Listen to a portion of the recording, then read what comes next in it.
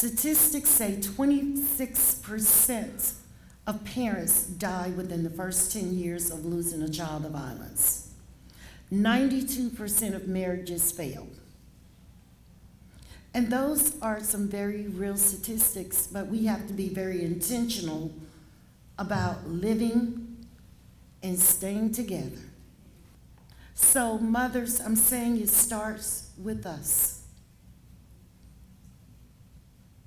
We are the missing piece. It starts with us. It starts with us taking control of our own communities and saying, my child has died, but your child, your neighbor, does not have to die. Let us take charge of our street, our community. Let us not tolerate things that we know should not be happening. Let us not tolerate people we know are shooting and doing activities that can potentially get somebody else hurt. Now, you know good and well, black mothers are the strongest folks in our community. We endure it all.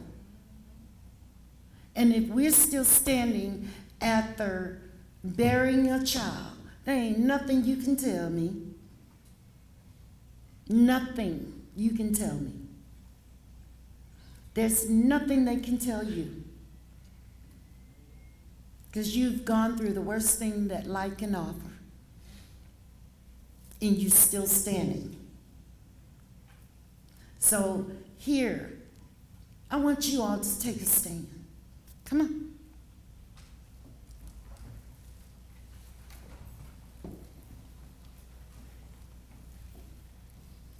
I will. Repeat after me. I will take a stand in my community to bring safe and peace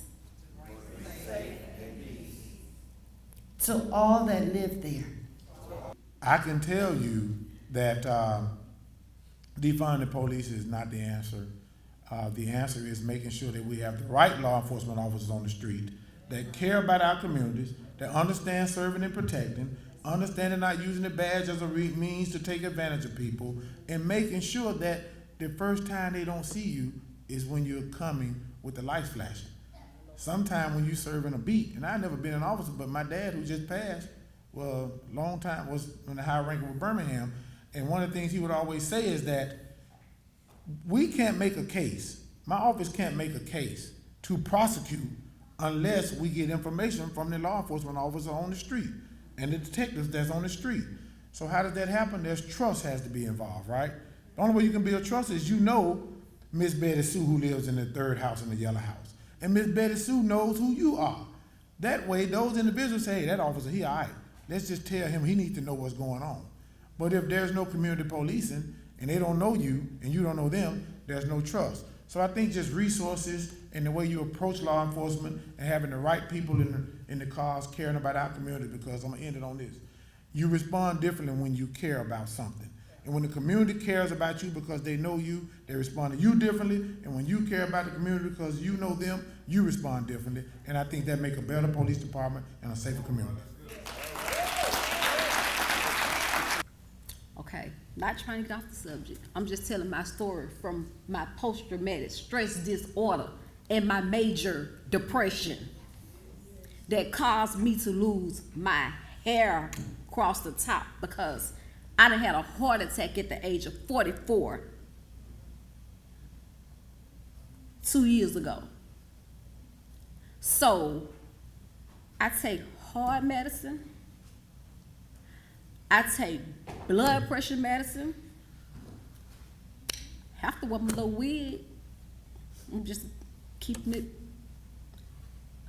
I go see the psychiatrist because I have been diagnosed, like I said, with post-traumatic stress disorder, major depression, and ADHD. Because like I said, I lost my firstborn son, he was 25. He 30 now. His firstborn son, little TJ, at the age of 5. I said all this to say this. I'm a mother that's scorned, torn, broken, and it hurts like Hell. And I was so mad. I was so mad at God. Because I said, why was I dealt these cards? And Miss Sylvia, I want to thank you. Because I'm that young lady that called her the other day. Because I wanted to give up. Because the pain hurt so bad. And it's going on my 5th year of me losing my son. And then, on top of that, my grandson, they went and stole off my son's grave, the grave marker, and threw it on the side of the road because they want my grandson buried on the side of his daddy. I done been through it, but like I said, I be trying. I'm weighing this hurt, and it's just dressed up hurt. But And you I breathing. just, It's okay. Y'all, we understand, don't we? Sylvia wants us to do a restoration walk. So all of the women, the families who's lost loved ones, I want you to come line up behind Sylvia. And listen, let me tell you something. Sometimes healing means doing something that you've not done. You've got to step out of the pain into another place where you can make a difference. And this is your moment to be healed, to be restored. And we are here, we're standing with you. And we want you to take a victory lap, because though you may have lost a loved one, though you may have lost someone that you love, the Bible says to be absent from the body is to be present with the Lord. And I know that may not sound so strong when you're looking at the picture or the empty room, but if you can just for a little while, just appreciate that whoever it is not here dealing with the suffering, not here dealing with the hardships we are, but they are with God. I know you'll find peace. Come on, DJ, let us walk this victory lap. Come on, come on, come on.